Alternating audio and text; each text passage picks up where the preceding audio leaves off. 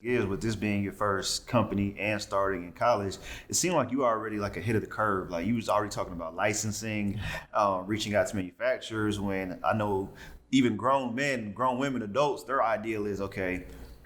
I'm gonna start a clothing brand. I'm gonna get a T-shirt. I'm gonna stamp my logo on there and I'm gonna sell it. Yeah. You know, like your mind frame was like already 20 times ahead of that. Hey guys, what's good? And welcome to the Cosign Life. If you're watching this video, that means you co-sign us and we co-sign you. So here are a couple of ways to support us at Cosign Magazine. Number one, view the description below, click the link, and purchase an issue of Cosign Magazine. Just like this one right here, physical. You can purchase this. Number two, you can also support us by purchasing Cosign merch. Hit the link below, and it'll take you to all our past merch items, and we'd love to have your support and see you wear Cosign Magazine.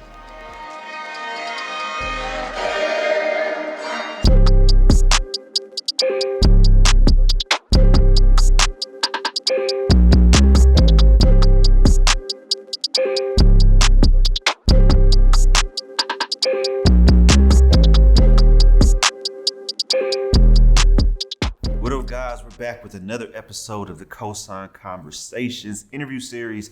And today I have a very special guest. He's Dallas-based, but he's also known national, international, global. We have my guy, Paakow of MIZIZI clothing brand. How you doing, my guy? I'm good, KG. How you living? Man, it's a blessing. It's a blessing to be here with you today. I'm happy that you invited me. Yeah, bro. It's like you wanna Dallas best kept secrets. You know what I'm saying? like they know about the brand, but like they don't know that you're in Dallas or based out of Dallas, bro. It's true. And that's, to me, that's crazy because you've done so many amazing things with so many amazing brands, which we'll get into.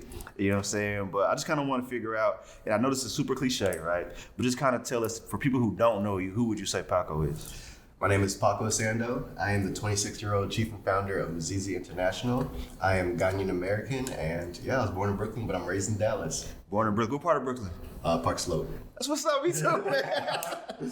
Park Slope, Brooklyn. Yeah, man. We have a brownstone in the Park Slope area. It's like 5 minutes from the Barclays. Super close. Bro, same. Right off Fifth Avenue. Bro? Yes. Yeah, we're actually on Bergen Street. I don't know if you remember, know where that is. Right off Bergen Street, bro. Though. Man, it's crazy, man. So kind of tell us, I've seen you in Vogue, seen you in Forbes, and you kind of already explained the story, man. But for those who are watching for the first time or just getting introduced to your brand, kind of tell us how the whole MIZIZI brand came into action. What was your mind frame when you first started? And just tell us like this behind the scenes story first. So it started back whenever I was a freshman at the University of South Florida. I was really lonely. Okay. Like really lonely. I couldn't make friends, right? Okay. But there was one Kenyan kid that come in the dining halls and he would wear like the freshest stuff. It would be the same stuff that we wear over here in the States, but have like Kenyan fabric stitched into it. Got you. Once I saw that, like coming from Texas, I knew a bunch of Africans. I was like, oh, like there's an opportunity here. Right. So we chopped it up a little bit. He started giving me some more ideas. He went through a list of words that were related to diaspora in Africa. Okay. Got down to roots. He translated in Swahili for me.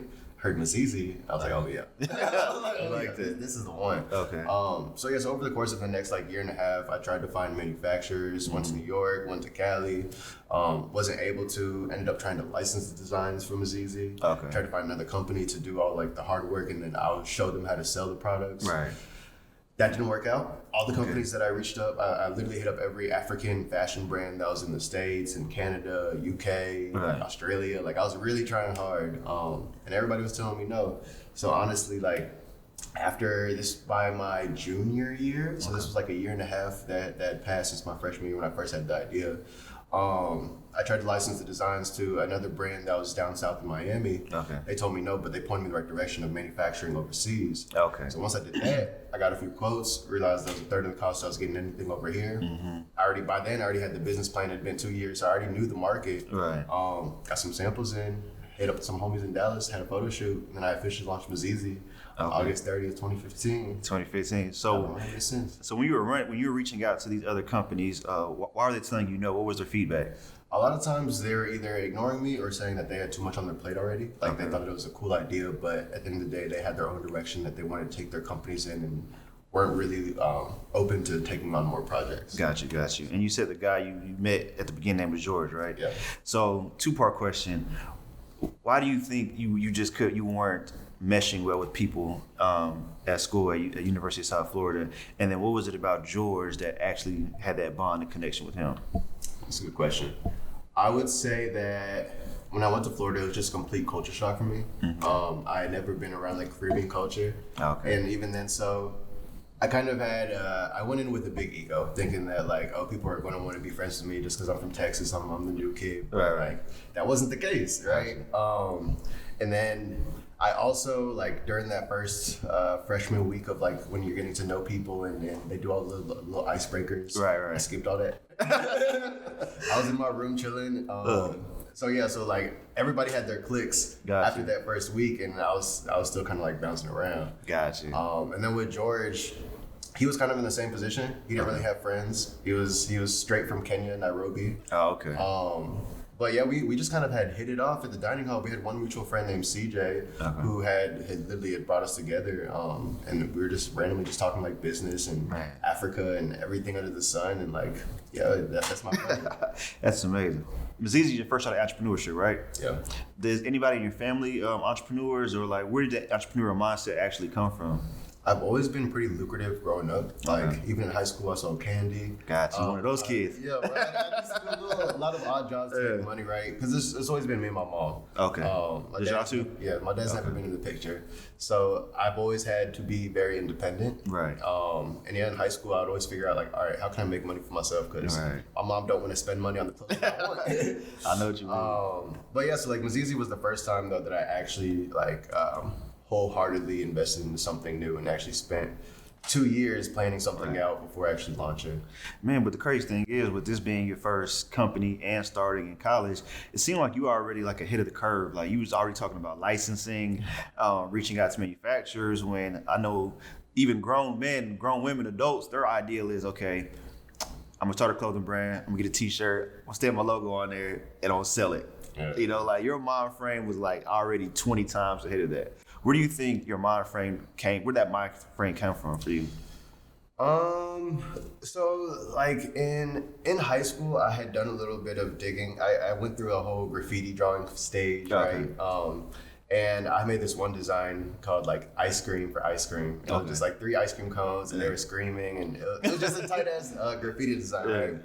Back then, I just done a lot of research about like printing fabrics and figuring out like, okay, if I were to release this design and try to make money off of it, what is the best way to go? So I've always been a little bit, like going into college, I had a little bit of background knowledge for it.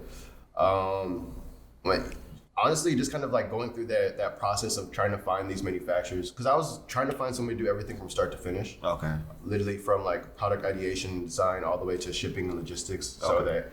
I didn't want to stay in Tampa. Right. Like, I wasn't trying to stay in Florida, so I wanted to be able to run the company remotely. Okay, and from anywhere. But yeah, so like literally just like talking to these different manufacturers and seeing what I needed in order to get things done. Okay. Kind of pushed me in the right direction. Gotcha. So they were giving you like great feedback, like, hey, okay, this is what you kind of need to do. Exactly. That's awesome. All right, so you launched 2015, right? You do the photo shoot, you launch. What's the next steps from there? Where does it go after that? The next goal after that was, so literally everything had sold out within the first week. Wow. And I was stressed because like there's no way I can package everything and run back and forth to the post office and do this on a daily basis. It was just too much. So not to cut you off, when you first started, how many orders you think was like the first week when you first started? 210. 210 your first week? Yeah, we sold 210 jerseys. Oh, wow. Okay, so you're packaging everything. What's going on? I tried to figure out, like, because I knew that wasn't sustainable since one, my car was little. I had a little Honda Civic. There's no way I was going to go back and forth and, like, keep making trips. Right. So I was like, okay, let me figure out if I can find a distribution center within Tampa or nearby so that they can handle all the shipping while I'm just kind of handling everything that's like online. Okay. And yeah, so that was like my first big challenge, trying to find a distributor in Tampa that was professional, that would take me on. But I was able to within that same week, and by Thursday, they had all of our products, all the jerseys, and they were shipping out to customers worldwide. Man, okay, so 210 jerseys your first week. What kind of marketing were y'all guys doing? It was, so this was back in the day where you can actually tell people to tag a friend, or, you know what I'm saying? They would actually be more willing. Right. I broke up my entire phone by nationalities. Oh, wow. And since I was releasing jerseys for Nigeria, Ghana, Egypt, Eritrea, Ethiopia, and Kenya. Okay. And then we had like a Black Africa jersey that was inclusive for everybody. Right. I've broken up my phone into different nationalities, let people know, hey, yo, I'm releasing, this is what MIZIZI is. Right. If you have a friend that's from, or a cousin that's like the same nationality as you, would you mind tagging them or sharing it or even just showing some love? Right. So when I did that, and this was even before we actually launched, it just took off on social media. Like, we was getting hella retweets, was getting hella shares. Dang. I don't want to say it went viral, but like it spread really quickly. Right. And then so from there, by the time we actually launched August 30th, everybody was trying to cop one before it sold out. And it spread like wildfire. Okay, so who was like if you could think back, who was like the first cosign, somebody that believed in what you were doing, or like, bro, this is gonna take off, and kind of like help spread the word, or got behind you and pushed? Who's the first one? Yeah. I would honestly, I'd give it to George, because although that he wasn't a co-founder throughout this entire process, he kept like pushing me. He would help give me ideas. He would help. He was like my sounding board. Okay. So I would say, like, out of everybody, he was the one who saw it from like literally conception all the way to its birth. Gotcha. But I mean, most of my friends have always been pretty supportive. Sure. Even my mom, she was the one who was our angel investor. She took out some bread so that I could actually get started and get the products manufactured. Oh, so she took a loan out for you? Or? We tried to take a loan, but they denied us, right? Oh, really? So she actually ended up selling some of her stocks. Wow. So I was able to put 4,500 towards manufacturing and then 1,500 towards marketing. That's amazing, bro. Hey, that's crazy. And what's amazing about that too now is, like, I don't want to say it's a trend, but like stocks are super popular now. You know, back then, like, you really had to know what you were doing, or had to kind of be ahead of the curve to be investing in stocks. Or so, like, for your mom to be ahead of that already, and then sell some to invest in you. That's amazing. She's always been very financially literate. Gotcha. Like, even growing up. So we moved from Brooklyn to Columbus whenever I was 2 years old. Okay. When I was in Columbus, I stayed there till I was like 10, but literally from 7 to 10 years old, my mom was unemployed. She had lost her job. I don't know how she's able to take care of a 7-year-old without any job, and to shelter me for 3 years without it feeling like we were asked out. Right. But even then, she's just always been really good with money and like saving her money and figuring out how to use it and couponing and all that. Oh man, it's important. Let me ask you this: did she tell you, or do you know what stock she sold to help? She didn't tell me. She didn't tell you? That's what's up. I have no idea. That's what's up. Okay, so 210 orders first week. It's going crazy on social media. You find distributors. It's going to help you. Are they helping produce and package and ship, or just package and ship? By then, I had found their manufacturer that was in Asia, and they're the ones who they produce and package, and then from there they would ship it directly to the distribution center in Tampa. Okay. From there, they would like, as we got customers' orders, they would ship it directly to the customers. Gotcha. So this is a great point. How does one go about finding a manufacturer? That's like the $1 million question. I mean, I know people have courses for that, but it's like, honestly, what's like the process? Because you think about it, the process, and like, what are some of like the barriers to entry, like minimum orders, quantity, etc. Like, kind of talk us and walk us through that for our audience. It varies based on the product that you're trying to get. Okay. It all literally starts with the Google search. Personally, what I've done is found out what products that I do like that are out there on the market. Okay. I look on their tags to see where they're made at. And then from there, I'm like, okay, let's see if I can get jerseys made in such and such country. Let's say the Philippines. Jerseys made in the Philippines. Start looking for Filipino manufacturers or sportswear manufacturers. And then from there, just sending out quotes and like seeing. The biggest thing usually is language barrier. And time, probably too, right? Like, yeah, the time zone differences. Right. It can be. I don't want to cuss. It can be difficult. But no, like, honestly, a lot of these companies, a lot of these manufacturers, they're eager to do business with foreign investment. They want to do American business, right? So it's really just a matter of figuring out what country has the highest exports or highest manufacturers for whatever product that you're looking for. Okay. Figuring out, getting like a few different manufacturers of that in that country for that product, and then from there just sending out quotes and seeing like, okay, are these people willing to work with me? Are they cheaper? Or how is their samples? Are they willing to send some over so that I can actually see how their quality is, and just how flexible they are? So do most of them send out samples, or? Yeah, 9 times out of 10, a manufacturer will send you a sample just to show you the kind of quality that they do. And yeah, like, even then, so a lot of people, because I don't know anything about tech packs, or I don't know anything about drawing and none of that. So like, if you're able to send them an idea or a sample of what you like at the quality that you like, they're usually able to deconstruct it and replicate it. Oh, nice. So I could send them. Could you send like an NBA jersey? Yeah. Honestly, you can, and then from there they'll start just taking apart, looking at the different types of stitching, figure out how they can do the same. Gotcha. Okay, so like, what are, I know all manufacturers may be different. So what is like an average minimum purchase order? It varies, but 50 is usually okay. So it depends, right? I just went to Pakistan, and I realized that... You went yourself? Yeah. Okay. I flew to Pakistan to try to lock in another manufacturer at the beginning of January. And I realized that different manufacturers have different cost structures. Okay. So our current manufacturer that's in China, she has a minimum order quantity of 50 jerseys. Okay. But the Pakistani manufacturer, he has like a flat rate, whether it be 1 or 1,000 jerseys. Wow. So it really just depends on the country, the company, and the access to resources. But I would think that way, like the shipping costs would add into that too. Because I mean, if you're going to do one jersey plus the shipping, that's going to be expensive. You might as well do.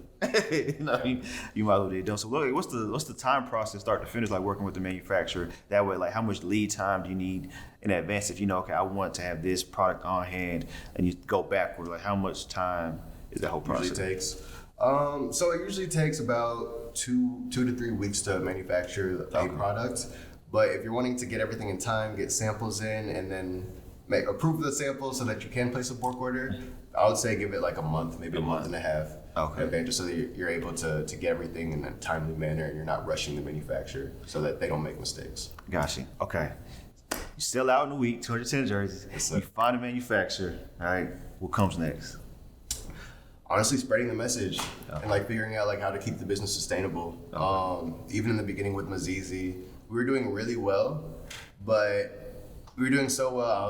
I was currently using Squarespace at the time, and they weren't as flexible as I had hoped when it came to like just working with the website and adding functionality to it. Okay. So from there, I tried to switch CRM systems, switch the back end. Okay. I ended up going... CRM is kind of like HubSpot, like a customer... CRM is pretty much like just the back end for websites, everything that, whether it be, so like essentially Squarespace, Shopify. Gotcha. Okay. Exactly. So I was trying to switch back ends, went with this really cheap company. They ended up rebuilding our website, and like... So at the time, we had built a lot of demand. Okay. People, whenever we dropped, people would rush and they would sell out within like an hour. That's crazy. So by the time we were coming up to our second release, with our second like collection in November, switched backend systems, they weren't the most professional, and I didn't know that. But I got what I paid for, essentially. Right. So like it's a lesson right there.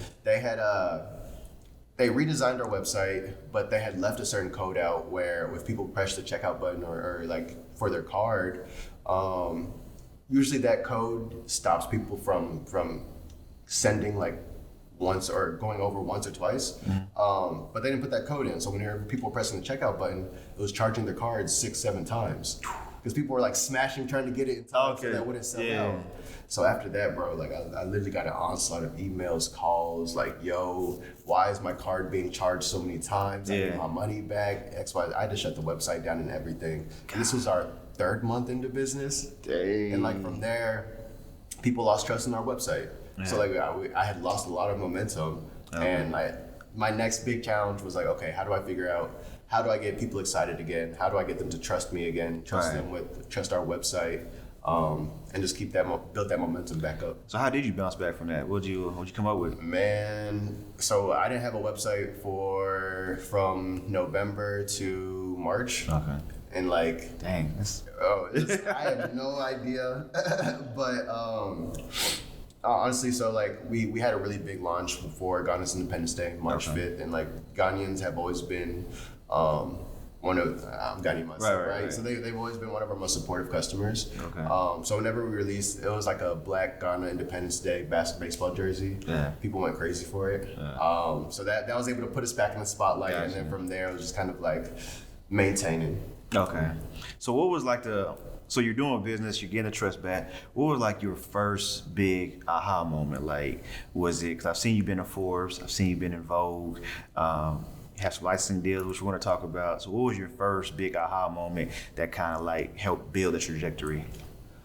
My first big aha moment was honestly when we first launched, because the fact that it did so well, that we sold out so fast, and that like this was my first time actually really endeavoring in a serious business. For sure. I was like, oh shit, I have something here. Yeah. But yeah, like I've honestly, this whole entire journey has been ups and downs. It's been a roller coaster. Even I really hit a low point during that 5-6 month span of not having a website, because I was like, fuck, I put my mom in debt. I kept pulling out money trying to get shit manufactured. It was just a lot. But no, even from the jump, like I knew that I had something special. Okay, now let's talk about this licensing, bro. Like young black entrepreneur, licensed with what? Marvel for Black Panther. Yes, sir. Disney as well, right? Yes, sir, for Lion King. For Lion King. And we just did Paramount for Zamunda Coming to America. Coming to America. 3 huge global brands. And you right here based out of Dallas, Texas, have these licensing deals. How did this shit even come about, bro? And who was the first? The first one was the Marvel, right? Yeah, Marvel Wakanda. Okay, how did that come about? Let's start there. That was crazy. That was crazy. Yeah. So that started back in like, this was 2017, whenever the Black Panther movie trailer had first dropped. This was October.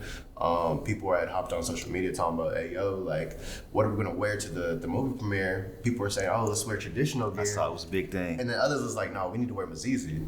Others was like, no, MIZIZI needs to make a jersey for the movie.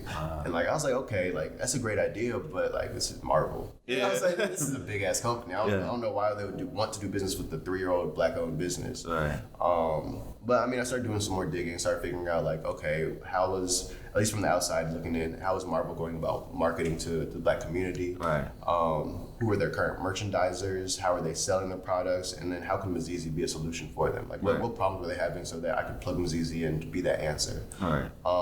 And then, so like, fast forward to like December, I had put together this whole proposal showing them like why MIZIZI was a superior product and why they should partner with us. I found their partnerships and licensing email on the website, sent it off to them. Just on our website, just looking. Yeah, bro, I'm such a Google stan, because like, you can find anything on the internet. It's like literally just typing in like licensing Marvel and then seeing what pops up. And a lot of times, like, it'll show you the direct website or the official website, and it'll show you their email and show you how to contact them. Okay. So you sent a cold email. Sent a cold email. They told me no. Okay. I told them that I hear your no, but unfortunately where I'm from, no means maybe. And what did I say? I said, no means maybe and maybe means yes. So unfortunately, I can't take your no for an answer. That's real. They didn't like that. They didn't like that at all. And they responded back to that one? Yeah, they responded, but they said that if I release anything with Marvel IP on it, then they're going to have to take legal action. Okay. So I was like, all right, let me back up. Let me not piss off the bear. Okay. If anything, if I can go through the front door, how do I go through the back? Gotcha. So I started figuring. We launched like this whole movement. MIZIZI from Marvel, and we did like a mock-up jersey. We did a video for it, put it on social media, and we told people straight up like, hey, yo, we can't release this jersey, but if you want it, tag Marvel, let them know so that we can release it. So that did really well, and this was by like January 2018. Yeah. It got picked up by the Shade Room. It was circulating. They still said no. Said no again. But this entire time, I had been finding out, okay, who at Marvel or who on LinkedIn works at Marvel, and like who is it that I can talk to directly? LinkedIn, guys. I've been trying to tell you about sponsorships and marketing and branding through LinkedIn. LinkedIn, because LinkedIn is literally like you go directly to the gatekeepers themselves. For sure. So yeah, I contacted a few people, and one lady that was out there that was working at Marvel had contacted me back saying, yo, let me get an email for you. And this was by March. Like the Black Panther movie had already been premiered in February. Right. The team and we had told ourselves like, all right, we put in too much money and energy into a product we're not even able to launch. Like it's time to dead this project. But yeah, in March, the lady had contacted me back on LinkedIn saying, let me get an email for you. She sent the email to me. I emailed the person the proposal. Within a few days, like I got a call from somebody at Disney Consumer Products team saying they love my tenacity and ambition, And You say you're nasty ambition? tenacity. Oh, I thought you were about to say what the fuck? Okay, tenacity ambition. So like, and then within 2 days after that, I flew out to LA to meet Disney Consumer Products team and figure out how we can make the Wakanda jersey a legit thing. That's crazy, bro. So was it a whole pitch for you, or you just went out there was just like conversation? It was just conversation. By the time that they had called me, they were already like on board. But I wanted to make sure that they knew my face, right? I always want to put faces to names, for sure. show up. So I flew out there and I'm like, yo, what's good? My trip was like, let's do business and let's build this relationship so that moving forward in the future, like, it can be continued. Gotcha. Okay, so for people who don't know exactly what licensing is in, can you kind of walk us through what that entails and what that means for you and for Marvel? So there's a lot of different ways you can go about licensing. Typically, a licensing deal is a major company will sell the copyright or the permissions to use the copyright to a smaller company. Okay. And a lot of times, like, the price varies depending on how popular the copyright is. But how we did it is that we have a middleman that we're working with that they're called Sea Life. They're an actual licensing company, so they're known for like purchasing licenses and manufacturing and retailing in big name stores like Walmart or Target. Okay. So essentially, we're sub licensees of them. They purchase the license, and then we're manufacturing through them, so that they have the permission, they have the license, and they make the product. But we're the ones who are reselling it. So we're able to actually use the license legally because we're using them to manufacture. Okay, so the middleman actually buys it from Marvel. Exactly, because a lot of times these licenses, like, they're arm and a leg. They'll be six figures, or there'll just be a lot of random fees that are incorporated into it. So for small businesses, I would definitely recommend trying to find a company to act as a middleman, a company that is that does retail licensed products, for sure, so that you can work with them and work close capacity, so that you're not putting your business under in order to actually use a copyright. Gotcha. So do you have to pay Sea Life? Yeah, you got to pay, but it's not as much as you would have to pay. Not at all. Marvel directly. Not at all. Okay, that's cool. And how did you even build that relationship with them? Did Marvel kind of tell you about that, or was that another Google? It was literally Disney Consumer Products team. They were connecting us. They were like, they told us like, yo, we don't want to put you out of business. We love your business, but we know how expensive our licenses is. Okay. So they connected us with Sea Life so that in order we could actually produce something at an affordable cost. Make it happen. Yeah. That's what's up, bro. And I'm sure that partnership was a lucrative partnership for you and kind of added more eyes to you, right? Yeah, definitely. The Wakanda jersey, I think it legitimized our business. For sure. At the end of the day, it's just a shiny trophy. Right. But that trophy showed people that we're the real deal. If we can get Marvel to co-sign us, and like, why wouldn't you want to do business with us? And that's what I try to tell people. That's the whole reason why we named our brand, our magazine, our media company Cosign, because people don't understand the importance of a cosign, right? So I understand people say they're self-made, but I'm like, okay, no one is truly fully self-made, because there's somebody that either bought your product and told somebody about it. That's a cosign. There's somebody who helped walk you through the door. There's always a cosign somewhere, around in business, bro. So that Marvel cosign, that Disney cosign, you know what I'm saying? It's just amazing, bro. Okay, so from there, now that you had that relationship, was it easier to walk through the door for Lion King? Literally, it was just a matter of like, hey, yo, we want to do a license for Lion King. Oh, cool, let's talk to them real quick. I'll get back with you. Boom, they connected us. Same thing happened with Zamunda and Paramount. Since we had the foot in the door and since we did well with Wakanda, like it's that cosign. You know what I'm saying? People saw that what we've done in the past, so we have leverage to work with them in the future. Got you. So the whole Paramount relationship, did Disney help you with that too, or was that straight? It was so through Sea Life. Sea Life, okay. Yeah, they were the ones. They reached out to the Paramount team and connected us with them, so that we're able to actually do the jersey for Zamunda. So at Sea Life now, are they kind of like looking for stuff and like saying, hey, you should look into this too, and kind of help facilitate? Yeah, they're all like, I love them. Even the CEO Jaime, he's this older Jewish guy. He's great people.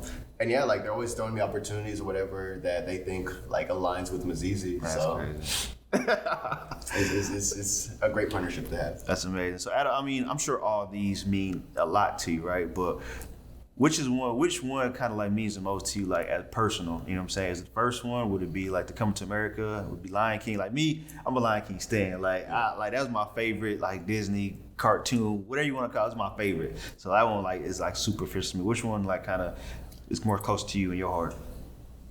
Personally, I think the Zamunda designs are the most fly. Like right. we dropped 4 different jerseys. It's just a soccer jersey, but we have baseball, hockey, and basketball as well. Right. But I would definitely say Wakanda was that one, because that one really kind of it validated everything that we were doing. It showed me that like, okay, like people believe in us. The fact that we had so many people on social media that was tagging Marvel and showing love, like. It was just a win for the community, and like that really instilled a different kind of confidence in me, showing me that like, okay, whatever goals that we do set our mind to, like we can really get it. Nah, for sure, that's facts, bro. And I mean, you're still kind of like in your embryonic stage, like only 5 or 6 years in. Yes, sir. You've done a lot, 3 licensing deals, selling out, it's going crazy social. Again, Forbes and Vogue, which people aspire to be in all the time. Like, where do you take it from here? Like, what are your other goals and aspirations for the MIZIZI brand? I want to be on the international stage. Like I want us to be sponsoring like national teams in the Olympics or World Cups or any kind of like international games or event. That's like the next big goal for us. What do you think that would take? A big bag. They're like traditional sponsorship deals or wherever like a company offers a country maybe 6 figures so that they're able to use like their official country like emblems, logos, symbols, all that. But I don't know. I've been talking to a few smaller countries. Talking to like their federations for whatever club, whether it be soccer club or basketball club. Like I'm saying some things in motion. That's what's up.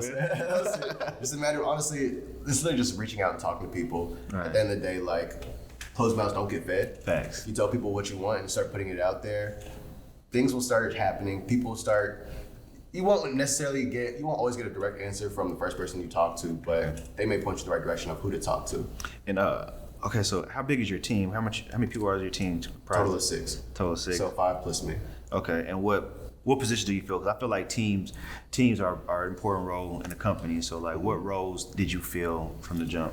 So there's my mom. We call her our chief spiritual officer. Okay. She handles everything, all the points of contact between the customer and the jersey. So anytime they order, she's the one who's in the garage because we don't use distribution center anymore. Like everything's at home, in our garage in my mom's house. She goes to the garage, she pulls the jersey, she packages it, prays over it, and then she ships it off to the post office. And then she also handles customer support, so like for all the emails and everything.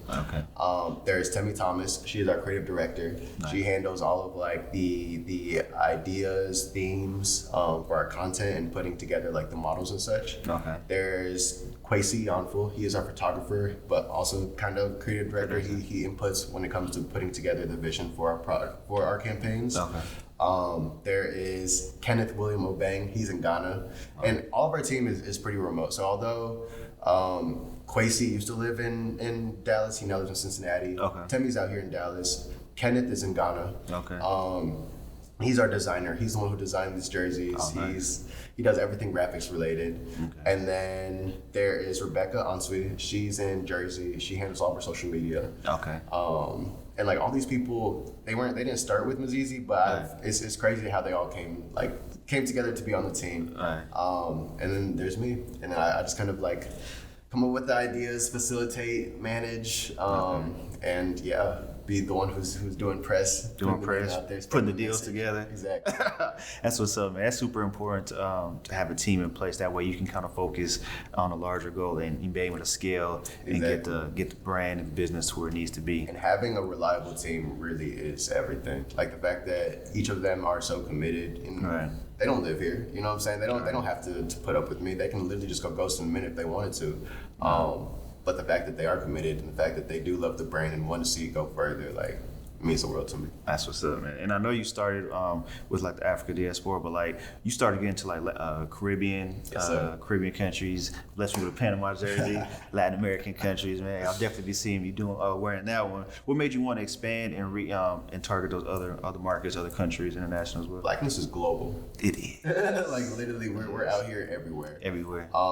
And the whole premise of MIZIZI is to represent the underrepresented. So we figured that like, why not expand one to Caribbean, Latin American, show love to our cousins who are Black as well, and they're not necessarily getting shown the same love as the rest of the world, yeah. So we just wanted to show love to our cousins, yeah. Facts, bro, because Panama gets no love, man. Panama gets no love, bro. And you know what's crazy is a lot of people don't know, but I'm gonna say it's been said a Panamanian started reggaeton. Really? El General. He's from Panama. He's I didn't know that. Yeah, he's a black Panamanian. That's crazy. Yeah, he started reggaeton. So like he created it, and then Puerto Rico adopted it, and then now you have what it is. But yeah, El General, black Panamanian, started reggaeton. Learn something new every day. Every day, bro. So like that to me, that's important. There's been a lot of black NBA players that were Panamanian. Yeah. Rolando Blackman, he's based in Dallas too. You know what I'm saying? So I like to always shine light on other Panamanians, and I kind of want to. How you doing for your country? I kind of want to be like that for Panama. Like, what I'm saying? Kind of help spread our culture and, our messages. Because we're really out here, and you'll be surprised, like, although people may not always, like, post or say what country they're from, right. Niggas is everywhere. Everywhere, B. Yeah, everywhere, bro. It's crazy. It's crazy, man. All right, so you got like, man, your story's super inspiring, bro. But like, we gotta hear like a motivational gem for our audience, bro. Like, what would you say to them to motivate them and inspire them to keep going? Like, bro, because I feel like people are scared to shoot their shots out here. Yeah. So like, what would you tell people? Like, what advice would you give them?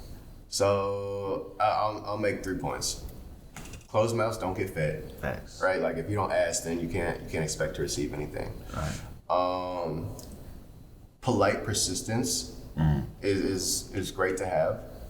If you're, because you want to be persistent, but you want to make sure that you're polite with it. You don't want to rub people off the wrong way. For sure. So like if you're kind, you're courteous, you can still be annoying. Right. But if you're kind and courteous, then like the worst that they can literally say is no. Right. And then the third point I want to make is that, anybody you want to meet is only 7 handshakes away, like 6 degrees of separation. Facts. You know what I'm saying? Like it's just a matter of finding out which hands do you need to shake in order to get to that last handshake. I love that, man. And all 3 of those points kind of bring me to a question I mean to ask you earlier. How often, because you think about it, if you're a business and you're not doing sales and outreach, it's a hobby. Like you have to have sales to have a business, right? So how often are you doing outreach for like licensing, partnerships, just to spread the message? How often are you reaching out to companies, businesses, and people? Not as much as you would think, because I want to make sure that everything that we do is aligned, right? There's not a lot of movies or licenses that I feel are like doing the same thing that MIZIZI is doing or have the same goal. Right. But honestly, every day I'm talking to customers or figuring out like little clubhouse rooms that they're in and just actually engaging with these communities that we're trying to represent. Okay. It's a daily thing, yo. Like literally just talking to people, putting the word out there. When I first started MIZIZI, I would wear my jersey everywhere. Yeah. And like anytime I saw anybody African, I would approach them. Anytime that was a potential customer, I would offer. If there was somebody that was crossing the street and I saw them and I was in my car, I would get out my car and go talk to them. Yeah. It's important, right? It's important to build that community. And then you get to a point to where the community starts speaking for itself, the product speaks for itself, people start spreading the word for you, and then it just grows and grows and grows. Man, that's amazing, bro. And I like that because that kind of gives you like that Texas hustle. Like, we used to sell stuff out the trunk of our cars. Like, we're approaching people. I used to sell mixtapes at gas stations. I used to sell shoes at gas stations, bro. And it's just like, it's just like embedded within us, bro. So if I have to say anything over all this, I like the aspect the point that you made as far as closed mouths don't get fed. I really feel like people need to understand that, because if you don't ask, it's always going to be no. Exactly. You know what I'm saying? Literally, the worst they can say is no. And once you get over that, once you get over the rejection, you're like, all right, cool. Okay, I'll ask a different question, or I'll ask somebody new. Ask somebody else. And last but not least, before we get out of here, bro, how integral or how important or what have you learned being on Clubhouse? Like, it's a new social media app. It's a lot of networking that you can do on there. How important is Clubhouse for your brand and the growth? Or we're just now starting to roll out activations on Clubhouse, but I think it's been pretty effective so far. We did a Coming to America Clubhouse topic with filming while Black with what's his last name? It's ATN from Baldwin Hills. Okay. And we had like a clubhouse room, had over 100 people. We got a few orders in from it. Oh, and nice. like I think it's very effective because it's very direct, very one-on-one. Right.